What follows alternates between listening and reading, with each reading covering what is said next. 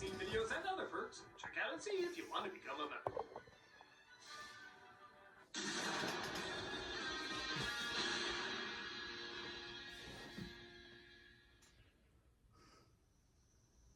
Hello, I'm the Nostalgia. Hey, Craig. Guy, remember? So you don't have to. I don't know if you can hear, but the cicadas are out right now. Boy, do they make the lion's share of noise. I don't know how to connect this to the review. I'm just saying what that sound is. No surprise, we tend to look at movies and shows that have a nostalgic lean around here. Some came out years ago, some are based on properties that came out years ago. But every once in a while, I like to do a little bit of this. That's right, just watch garbage. Your animated Titanics, your food fights, those movies that didn't really have a big impact on people until assholes like me started talking about them. And if you thought those films were bad, follow me to the Promised Land.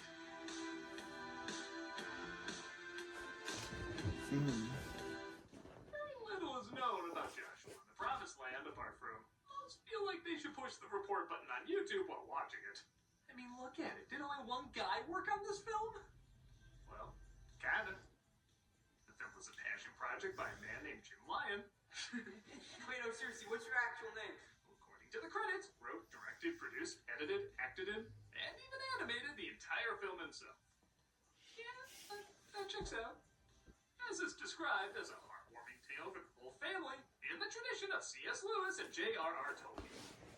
Don't you remember that famous C.S. Lewis quote, "What if the Lion King was portrayed entirely by naked Gumbies?" Naked Gumbies! Admittedly, I am a little late to the game, as several people have reviewed this already. There's even a reanimation project done by Saberspark. But I'm catching up to it now, because if reality is so ashamed of this movie, it won't even produce a Wikipedia page for it. Perhaps us YouTuber clowns can testify this did indeed happen. So, let's take a closer look. But not that close. This is Joshua and the Promised Land.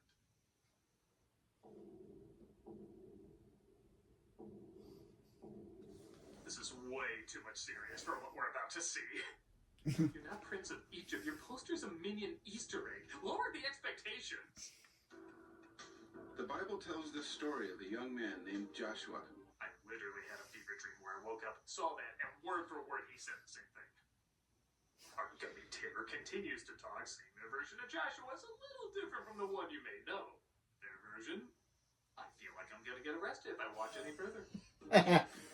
I don't think I'm gonna get demonetized if I watch any further. Also looking like Dr. Krieger experimented on animal crackers, but all is not well in this world where clearly all is never well.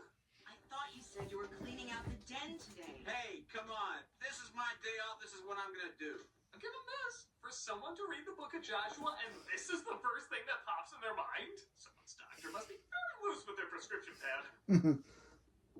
Oh, honestly, Joshua, will you please get out of the way? I'm trying to be the only thing DeviantArt refuses to put on their site. As you can see, Joshua feels kind of lost in the shuffle. Nothing is seen clearly in this.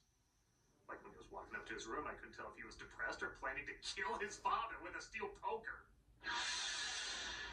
The electricity monster from Scooby-Doo shows up and decides to help him out.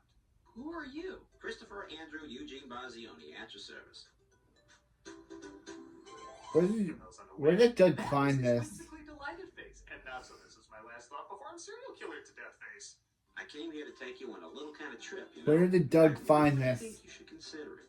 I'm glad they're teaching the essentials of child safety. You shouldn't go with someone if they're a scary stranger, but you should go with them if they're a really scary stranger. Where do you want to take me? I can't tell you that till we get there. If there's a book of the least trustworthy things you could say to someone, all these lines will be in it. You trust me, don't you? I guess. You trust the guy who sent me, don't you?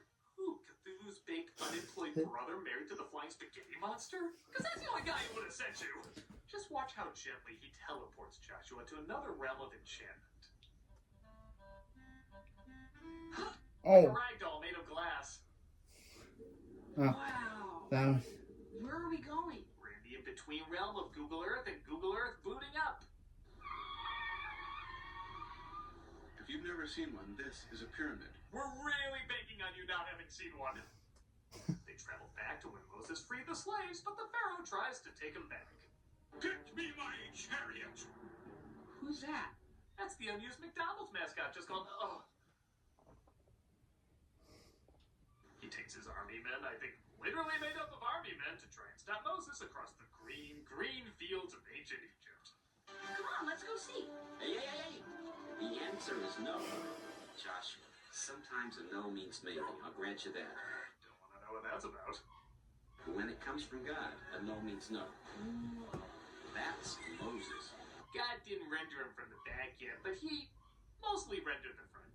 His jaw's a little Thanos meets Rockbiter's ball sack, but at least you can tell what Damn. species he is. You can go down there, but first, we've got to take care of something.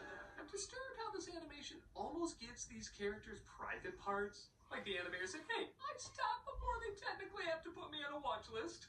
Just hold your breath a second. This isn't gonna hurt. How are you naturally saying so many creepy things without trying? He puts Joshua in the body of someone else. You know what, at this point, do take it that way. And he walks through the parting of the Red Sea. They have all these tents and pots and things, but they left Egypt in such a hurry they didn't have time to bring any food. So they're all really hungry and irritable. Moses said, it's all right. Just 40 more years to go and you'll be fine. Birds from Birdemic flying over, Chris gives. I'm pretty sure a face that was in the video from The Ring.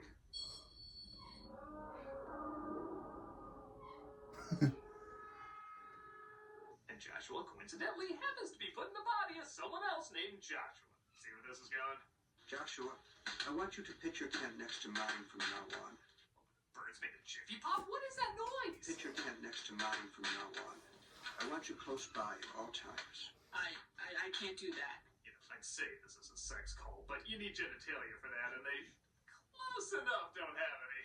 As we speak, the Amalekite army prepares an attack. Troubles are brewing, though, so Moses sends Joshua to fight.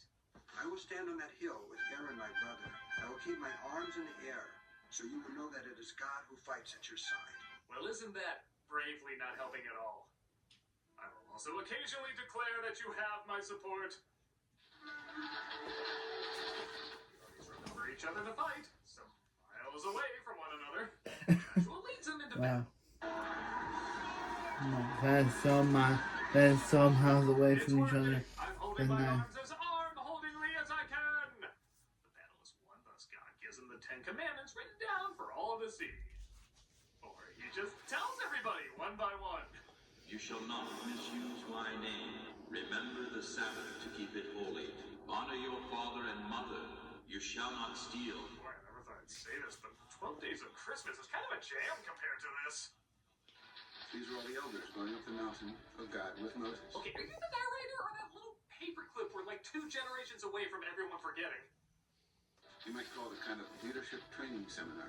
God laid out the red brick carpet for them. It's gonna be yellow, but if all you got is 1/4 year cast, I guess it stays red.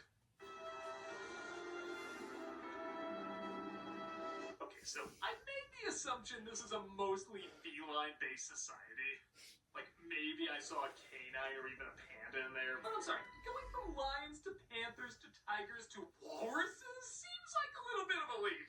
Like, I know I already used a Wizard of Oz joke, but this would be like if the lineup was Dorothy, the Scarecrow, the Tin Woodsman, the Lion, and a whale. Just because we can't always explain why this goes together and this doesn't mean we still can't see this goes together and this doesn't. Joshua, I want you to come with me. The community all forms a smiley face as Moses calls Joshua up to meet the big man. You gotta be fine. You gotta see God. What could happen? Does this character have any lines that don't sound like the last thing a Jesse Plemons villain says to his victims? Just call me Chris. Okay, he never played a Chris, you got lucky. Moses tells Joshua to wait for 40 days until his return. And God gives the literal Cliff Note version of what he just told the crowd. I guess nobody was writing it down. When they return, they find the crowd grew impatient and started honoring other gods. Moses is really kinda incredibly sorta upset. No! No! What? That sounded like 2 of the in-between no's of Christopher Walken watching Country Bear Hole be crushed. Oh no! Country Bear Hole has been crushed! No, I take it back. It's the first no he gave just warming up, and the last no he gave giving it his all, back to back. Not working together in the most spectacular way. That sounds like some. That's a something. No! Oh, hi, Mark. That's not something I see on. That seems like that no would be something you'd see in Justice League. Kal-El, no, no. Made all the people who broke the law drink the water. Kal-El, no, What we do to false gods. We no. drink them. Now on to Holy Communion. Moses went back up the mountain to ask God to forgive That's him. how you can see I When he looked Justice down, League. he had new stone tablets, and his face was radiant with the glory of God. The director would like you to know this equals radiant. Or radiant active, either works. They made an ark, kind of like a box, of gold to carry the stone tablets, to lead the way. But don't ever open it or your face will melt into Rhapsody Street Kids. I don't know. Jericho is in the promised land. Joshua makes his way to Jericho, as this wily coyote sign clearly labels. Sees it is a strange place where bulls herd cows. That might be the scariest thing in the movie for me. Oh, spoke too soon. No, no, no. Wait, the film's not rated. They could totally break out into an orgy and nobody could do anything about it. Human genitalia always looks like it's about to pop out. I'm not putting that past this movie. Why do films with human CG cats always look like they're about to, nay, need to bone? I love how this next scene is trying to be all goofy and silly because the supposed comic relief is back, but Joshua, understandably, is mentally scarred having just watched an infant get slaughtered. Hi, kid. What's bugging you? Don't you see? These people are doing things to test He them. saw a baby die! They murder, they steal, they commit adultery. What's that? Never mind that. He just saw a newborn get bravehearted. I think he can handle what adultery means. They're breaking all 10 commandments, and God has decreed they've got to go. Well, I guess if you put it that way. Good man. I know Chris is supposed to be the voice of reason, but every line delivery sounds like he's gonna sell him to Stromboli. Like everything about this guy is designed to be untrustworthy. Remember, be brave. It's decided they should take the promised land, but not everyone is on board. Our wives and children will be taken as plunder. Stone! Stone here! Stone here! Trust me, being stoned has already led to what we're seeing right now. And oh, we got less than 20 minutes left. Let's lightning round some of these plot points. Over the years, many tried to challenge Moses, but God punished them with his awesome power. Then one day Moses disobeyed God. He was angry and he hit this rock with his staff twice. So even Moses was condemned to die in the desert. Okay, Poochie return to his whole planet was drawn out more than this. Slow down! Moses, my faithful servant, you must climb Mount Nebo and look once upon the land which you will never enter. Sucks to be you, brah. Got out. Moses looks out over the land and hands over control to Joshua before he dies. When I'm gone, our people will look to you to lead them. Constantly seek God's guidance, and you will do just fine. And remember, all of this somehow ties into you feeling bad that your mom and dad are fighting. Yeah, that was only 40 minutes ago, and that feels like 40 years ago. Things will be as you say. His staff gives him magic god powers. That's a real sound effect they use, by the way, like Zordon's in there or something. And he walks back Power to his Ranger.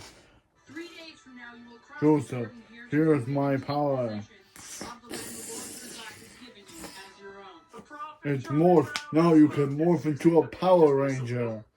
That's my cue. I'll see you in a minute. Oh, turns out the narrator was an angel the whole time. What? Gives Joshua the order to go after Jericho. The ark circled Jericho once a day for 6 straight days. No one in the city could figure out what the heck It's was going on. morphin' time. Lion Ranger power. On the 7th day, though, the armies roared, bringing the walls of Jericho down. That was my understanding of the story, but it was actually these demon Olafs Gallagher-ing the place.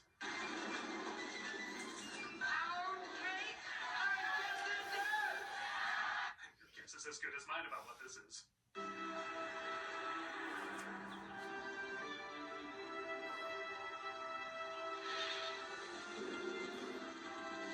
And the Lord saith, a brick shall turn into Bubblicious, explode into a flaming bear's logo, and then twiddly-doo walk to Narnia or some shit. I could literally have Aquafina show up and you'd be like, yeah, okay, whatever. So, are you ready to wake up?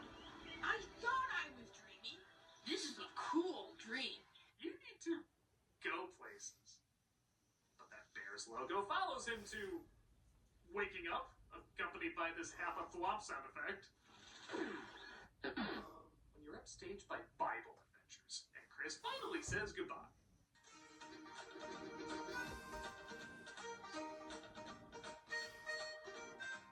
Even something as simple as a hug just looks so dirty with this animation. But the bear's logo attacks, upset at the sexual positions he put his toys in. I mean, after seeing all this, I don't know what weird-ass way a kid would play with his toys. However, Joshua defeats him with... Oh, guess it was a real sword he was carrying around. What is wrong with this family? Speaking of which, his parents keep arguing. Joshua sits down and... Well, I don't know about you, but that changed everything about me. I'm sorry I yelled at you, honey. All because the kid sat down. The parents all right. Just something about the way you sat there and looked at me like, I think I farted, but I don't want to laugh because I'll get in trouble. Just completely healed our marriage. What is this movie? And that was... something. Okay, I will give the tiniest bit of credit. It is impressive that just one guy who clearly knew nothing about computer animation animated this himself. I couldn't do it. I feel like even if you show me the basics, I'd just make a Langolier shitting himself. And this guy made a whole entire movie on his own. So yeah, I think that is something. But yeah, it also comes with the very obvious problems usually associated with just one guy making a movie. It's cheap, sloppy, rushed, awkward, and well, probably having good intentions has no idea how to convey those good intentions. However, is it a so bad it's good movie? About half the time. This film isn't even an hour long, but man, it feels like an eternity because of how poorly put together it is. The animation is so bad it gives you nothing visually interesting to latch onto, so that can be tried. However, the rest of the time, it is just as bonkers bad as you would hope something like this would be. It's very clear why some of these moments are quoted and reanimated and talked about on the internet. At times it's an unbearable type of bad, but there's plenty of other moments where it is the perfect type of bad. I'm a nostalgia critic guy, remember? So you don't have to. What is this movie? Just hold your breath a second. This is gonna hurt.